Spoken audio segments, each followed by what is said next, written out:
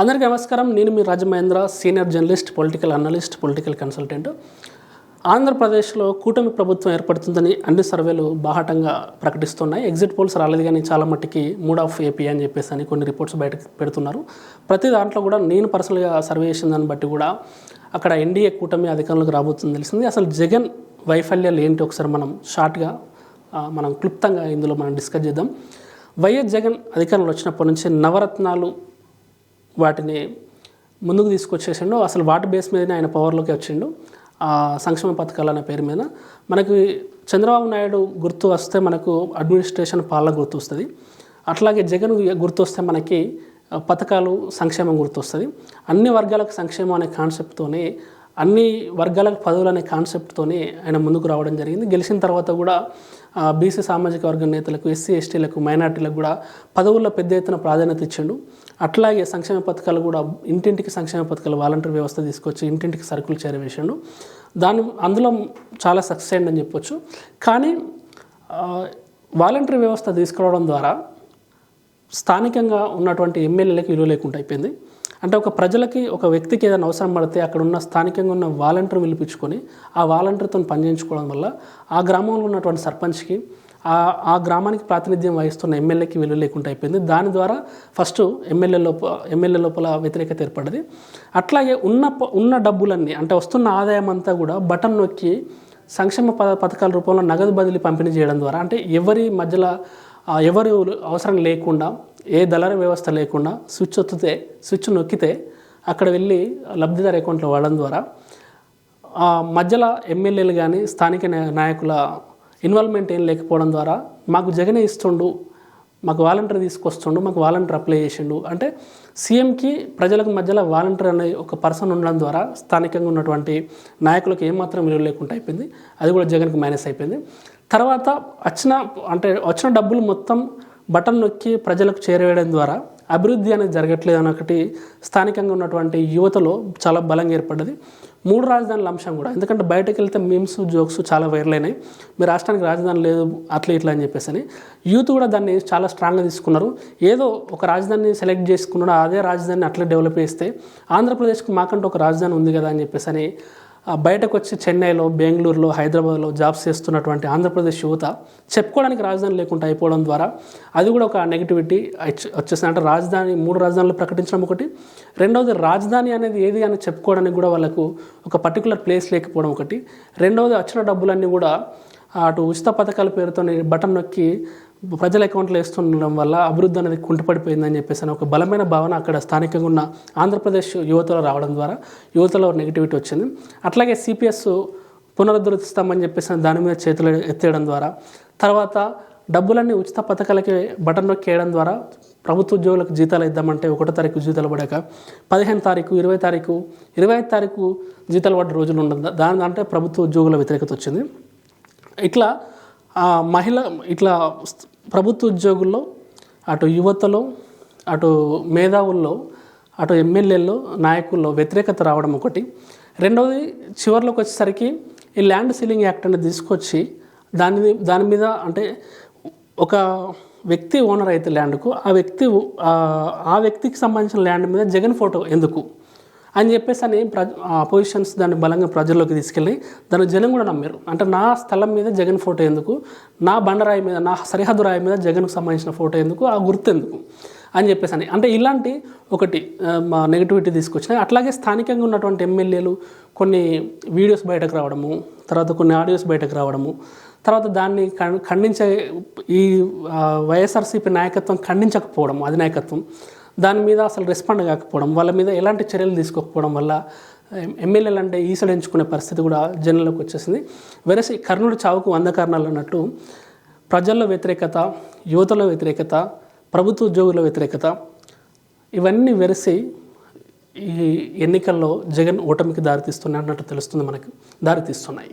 So ఇందులో మనం కొన్ని విషయాలు ఓపెన్గా మాట్లాడుకుంటే, ఒకవైపు బీజేపీ, అంటే అమిత్ షా, ప్రధాని మోడీ లాంటి రాజకీయ ఉద్దండలు ఉన్న భారతీయ జనతా పార్టీ, 47 ఏళ్ల రాజకీయ అనుభవము, 14 సంవత్సరాల సీఎం ఉన్న చంద్రబాబు నాయుడు ఒకవైపు, మరోవైపు దేశంలోనే మాస్ హీరో మాస్ హీరోల్లో ఒకరైన అత్యంత ప్రజాదరణ కలిగిన యువకులు పడి చచ్చిపోయే సూపర్ స్టార్ పవన్ కళ్యాణ్ ఒకవైపు, వీళ్ళు ముగ్గురు కలిసి ఒకరి మీద యుద్ధం ప్రకటించాయి, అదే వైఎస్ జగన్ మీద. వాళ్ళు ముగ్గురు కలిసి కూటమిగా వచ్చినా కూడా వైఎస్ జగన్ అదరలేదు బెదరలేదు. తను ఏదైతే నవరత్నాలు పెట్టుకున్నారో పథకాలని, సంక్షేమ పథకాలని, వాటి మీద డిపెండ్ అయ్యిండు. వాటిని బేస్ చేసుకునే జనంలోకి వెళ్ళిండు. నేను చేసిన మంచి న్యూస్ ఒకటి ఏమన్నారు, జనాలు ఆయనకు నచ్చితే ఓటేసారు, లేకపోతే లేదు. అంటే ఇక్కడ చాలా మట్టుకి అంటే కుటుంబం వ్యతిరేకించిన, అంటే ఇక్కడ ఎవరిది తప్పు ఎవరిది ఒప్పు అనేది మనం పక్కెడదాము, అది నిజాలు కోర్టులు తెలుస్తాయి.